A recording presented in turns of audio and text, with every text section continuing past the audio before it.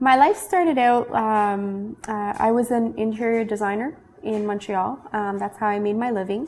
I moved to Fredericton 5 years ago and worked for government. I had the opportunity to work for a couple of departments for the provincial government here. And that actually opened my eyes and made me realize that all the benefits that I could get by pursuing my bachelor's degree. With sport, I never had time to focus on school, and I decided it was time to go back to school, get my bachelor's degree, and that would be beneficial for me in the long term. So I'm actually enrolled right now at the University of New Brunswick, where I'm actually doing my Bachelor's of Recreation and Sports Studies. So it's kind of funny to go back to school and to be a student again after so long, but I'm really enjoying the opportunity and it's a lot of fun actually.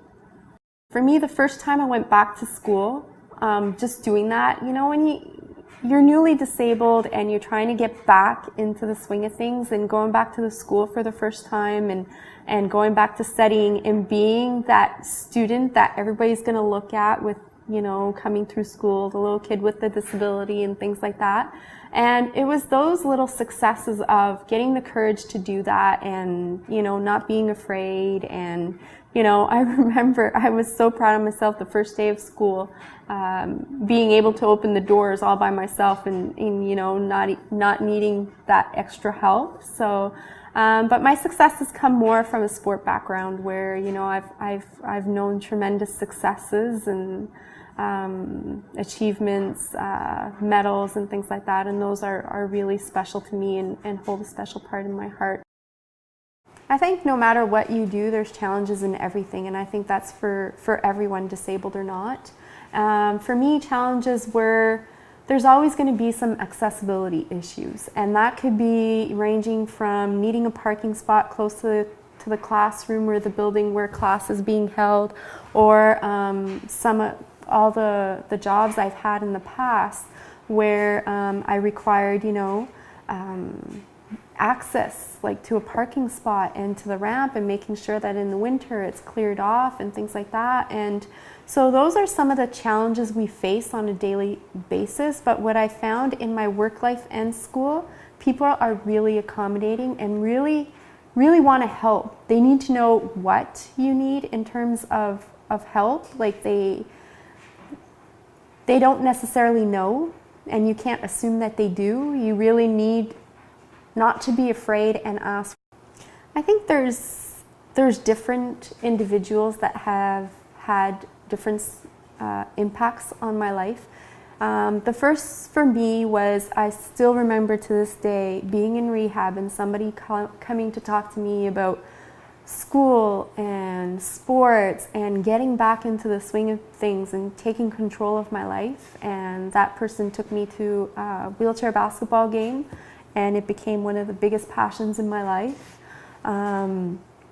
But that person there, you know, taking the time to come and sit down with me, he sat on the floor and he played with my wheelchair and made it, you know, better suited for me. And he showed me that I could, you know, how to fix it up, make it comfortable, you know, make it adequate for me. And I learned a lot from that individual. The best advice I could give is there are always difficult moments. Like, no matter what we do, there's obstacles, disabled or not. But going through something like that, it's hard. There are hard moments in there. And I think the best thing that I could say is we often create our barriers ourselves.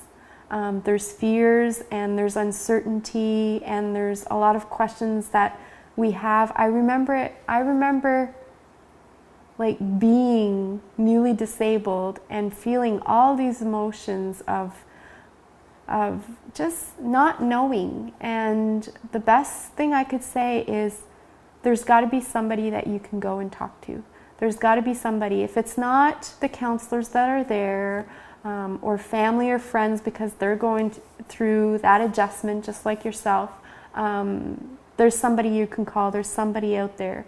You know, there's people like me that, you know, you can get in touch with and share experiences and ask those questions that you need to ask, because once you get the answers that you're looking for, and once you get to share your thoughts, and sometimes all we need is a sounding board to be able to move on to that next step. With a new disability, there's always questions that we're going to ask about, okay, what kind of career do I want to do now? Does it change from what I want it to be before? Sometimes it will, sometimes it won't. Sometimes we just need to adapt or make a couple of modifications, but that career is still available. It just kind of changes in a slight way. And I think getting that information and then just going for it. There's nothing better than at least trying it.